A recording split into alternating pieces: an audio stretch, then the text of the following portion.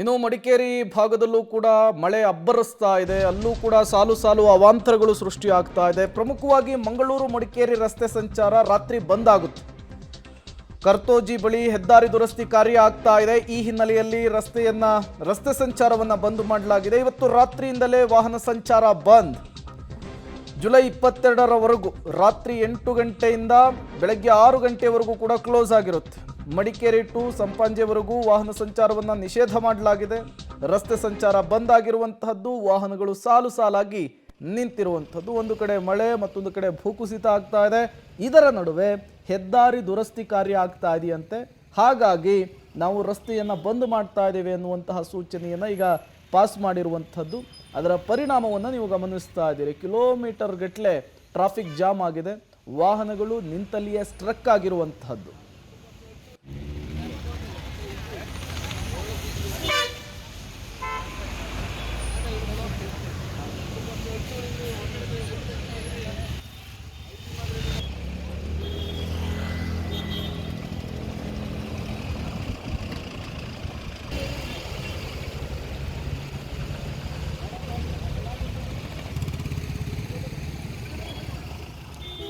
ನೀವು ಕೂಡ ವಿಜುವಲ್ಸನ್ನು ಗಮನಿಸ್ತಾ ಇದ್ದೀರಿ. ಒಂದು ಕಡೆ ಟ್ರಾಫಿಕ್ ಜಾಮ್, ಮತ್ತೊಂದು ಕಡೆ ಸಂಚಾರಿ ಪೊಲೀಸರು ನಿಂತ ವಾಹನಗಳಿಗೆ ಪರ್ಯಾಯ ಮಾರ್ಗದ ವ್ಯವಸ್ಥೆಯನ್ನು ಮಾಡ್ತಾ ಇರುವಂತಹ ವಿಜುವಲ್ಸ್.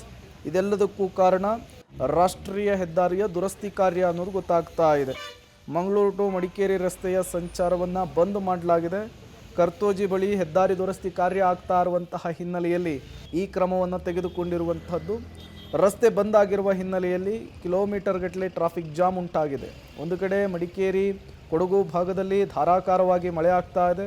ಜೊತೆಗೆ ಅಲ್ಲಲ್ಲಿಯೇ ಗುಡ್ಡ ಕುಸಿತವಾಗ್ತಾ ಇರುವಂಥದ್ದು.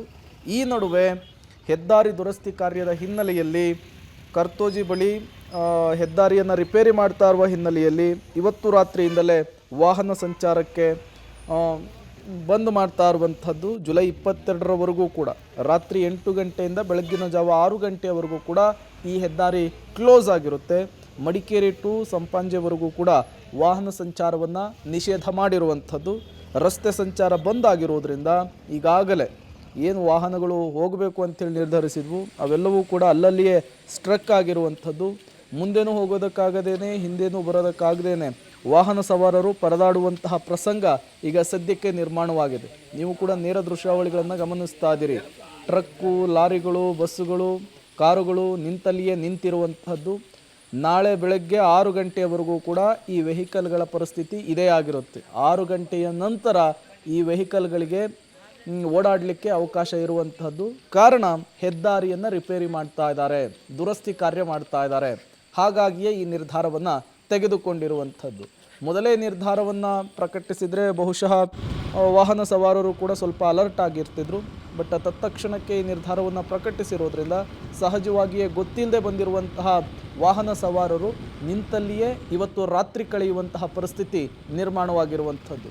ನೀವು ಕೂಡ ವಿಜುವಲ್ಸನ್ನು ಗಮನಿಸ್ತಾ ಇದ್ದೀರಿ. ಕಣ್ಣಾಯಿಸಿದುದ್ದಷ್ಟಕ್ಕೂ ಕೂಡ ಬರೀ ವೆಹಿಕಲ್ಗಳೇ ನಿಂತಿರುವಂಥದ್ದು.